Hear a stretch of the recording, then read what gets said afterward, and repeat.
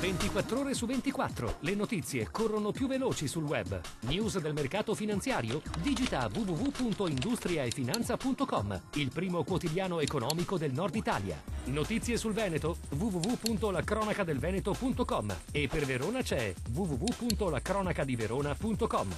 Guarda le ultime news sulle web TV di TG Italia, TV Veneto e tvverona.com.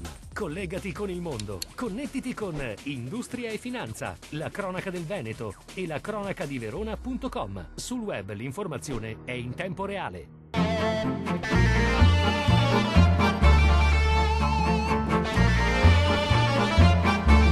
Valsugana è una partita che dura da anni, della soluzione di un problema che peraltro deve essere inserito in un contesto nel quale si debba vedere anche una pedemontana conclusa, un passante di Mestre, quindi c'è un modello di mobilità che porta il traffico pesante, il traffico da attraversamento nei grandi assi viari. Sono circa 12.000 i passaggi di autovetture al giorno nei comuni attraversati dalla Valsugana e il notevole traffico è un problema destinato a peggiorare ulteriormente con la realizzazione della nuova pedemontana.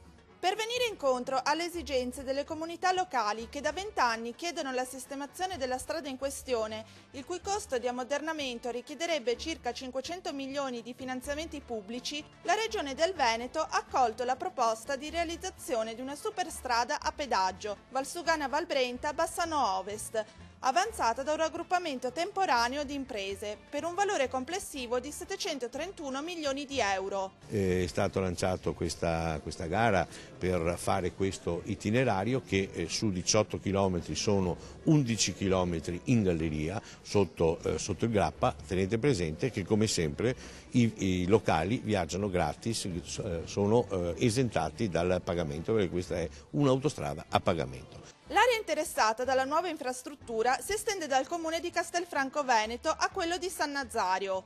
Inizierà ora una seconda fase di confronto con il territorio. Abbiamo imposto al proponente di modificare e di trovare delle soluzioni alternative sia per quanto riguarda l'abitato di Cassola sia per quanto riguarda l'uscita a San Nazario. Gli organi in carica delle province decadranno il 31 marzo 2013, esilita dal 30 aprile al 31 dicembre 2012 il termine entro il quale le funzioni delle province dovranno essere trasferite ai comuni o alle regioni. Lo prevede un emendamento del governo alla manovra, fatte salve le prerogative delle province autonome. Le 6 province che avrebbero dovuto rinnovare i propri organi in primavera saranno commissariate, tra queste anche quelle di Vicenza e Belluno. Lo scioglimento definitivo di tutti i consigli avverrà il 31 marzo del 2013. I presidenti delle province del Veneto riunite nell'UPI Veneto hanno deciso di rinviare la riunione dei consigli provinciali riuniti, inizialmente prevista per oggi. La nuova data sarà stabilita al termine dell'approvazione della manovra. Ora che la manovra Monti prova a toccare gli stipendi dei parlamentari, gli onorevoli stessi ci avvertono che è il Parlamento che decide, non il governo. Abbiamo saputo anche che è riunita dall'estate scorsa una commissione di esperti per decidere i tagli alle indennità, ma cosa abbiano deciso e entro quanto non si sa. Certo, alla fine qualche sforbiciata agli stipendi dei politici dovrà pur esserci, ce lo aspettiamo tutti. Ma mentre in questo momento siamo concentrati sugli onorevoli, sapete i cosiddetti onorevolini, cioè i consiglieri regionali, quanto prendono al mese? Quelli della Regione Veneto, quelli che noi abbiamo votato, hanno un'indennità di base che parte dai 12.500 euro circa, a cui va aggiunta la solita diaria di 3.500 euro. Se poi il consigliere entra a far parte della giunta regionale si arriva a 16.418 euro, sempre più diaria mensile di 3.500 euro.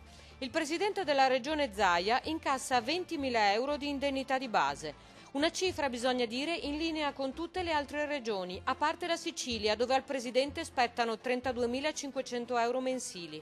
Ma non in linea con l'Europa, dove questi sono gli stipendi dei capi di Stato. In Sicilia anche i consiglieri guadagnano di più, arrivano a prendere 20.000 euro di base, ma se sono assessori sfiorano i 28.000 euro mensili. Ovviamente poi si aggiungono i rimborsi, le liquidazioni, i premi di trombatura se non si è rieletti e persino l'indennità di reinserimento nella vita civile, una cifra che noi tutti paghiamo ai nostri amati consiglieri perché una volta terminato il lavoro di politici possano magari imparare un mestiere e tornino sereni a reinserirsi tra noi. Le misure della manovra Salva Italia riguardanti l'agricoltura hanno il sapore della beffa per un settore produttivo strategico, ma oberato non da oggi dal peso della crisi. A me pare che la predicata equità della manovra del governo Monti abbia caratteristiche molto simili al sistema di prelievo fiscale dello sceriffo di Nottingham.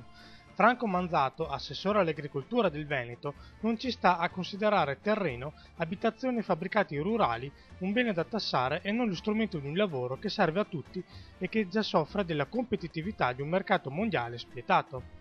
L'esistenza di un'azienda agricola, ha affermato Manzato, è in ogni caso motivo di sviluppo per il territorio anche quando non produce reddito per l'imprenditore.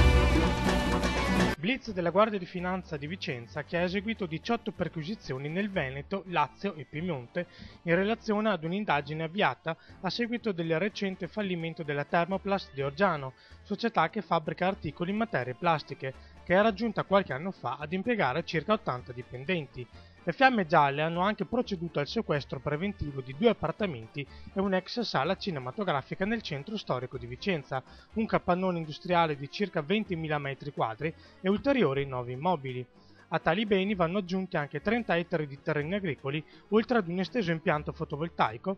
Il valore dichiarato dei beni sequestrati sfiora i 18 milioni di euro. Grauso lancia il Key Secure PC. L'imprenditore ed editore cagliaritano, già inventore di video online, mette in vendita un nuovo prodotto ad alta tecnologia. Tutti i particolari su Industria e Finanza.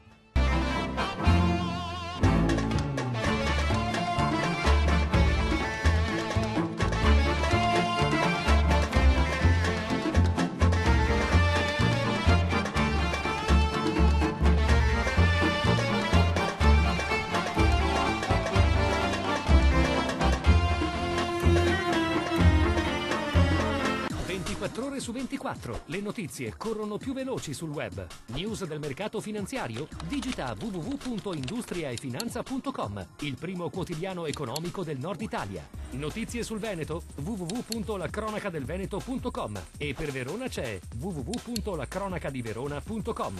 Guarda le ultime news sulle web TV di TG Italia, TV Veneto e tvverona.com. Collegati con il mondo. Connettiti con Industria e Finanza, la cronaca del Veneto e la cronacadiverona.com. Sul web l'informazione è in tempo reale.